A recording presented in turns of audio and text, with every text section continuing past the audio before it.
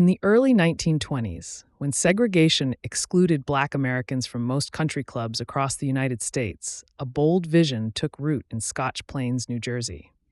A group of Black American investors purchased land that had once been a country estate, and they transformed it into something entirely new. They called it the Shady Rest Country Club. It became the first Black country club in America. From its opening, Shady Rest was more than a golf course. It was a safe haven, a social hub, and a cultural institution for a community often denied such spaces elsewhere. At a time when recreation and leisure were strictly segregated, Shady Rest offered dignity, opportunity, and pride. Families came to play golf and tennis, to ride horses, to dance, and to gather in celebration. The 9-hole golf course was its centerpiece, but on weekends, the grounds pulsed with life. Legendary performers like Duke Ellington, Count Basie, and Billie Holiday appeared on its stage. Civil rights leaders and professionals traveled to Scotch Plains for meetings and celebrations. Shady Rest became a gathering place where achievement was honored, culture was celebrated, and community thrived. One of the most enduring figures of Shady Rest was John Shippen. Born in 1879, Shippen grew up near the Shinnecock Hills Golf Club on Long Island. As a teenager, he learned the game while caddying and quickly proved himself a gifted player. In 1896, at just 17 years old, he made history as the first Black golfer to compete in the U.S. Open and the first American-born professional in the tournament's history. Shippen would go on to play in 6 U.S. Opens.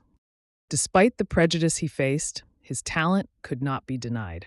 In the decades that followed, he devoted himself to golf as a competitor, a teacher, and a mentor. Eventually, he found his home at Shady Rest.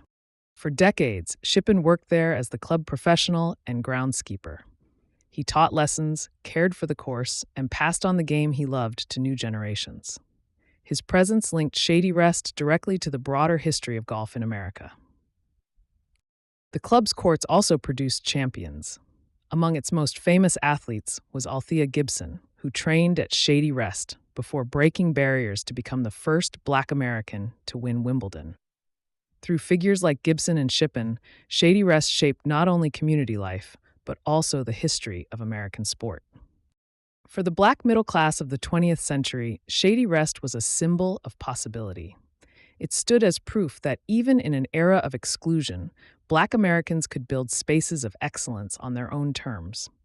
Birthdays, graduations, and anniversaries were celebrated here. Dances and concerts filled the clubhouse. Each gathering added to the club's reputation as a place of joy, resilience, and pride. Over time, however, social changes began to transform the role of Shady Rest.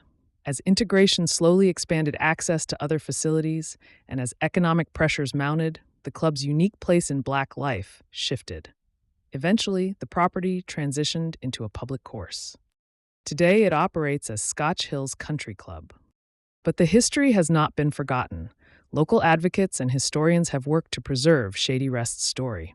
Historical markers now stand on the grounds. Exhibitions and events commemorate its role in American culture.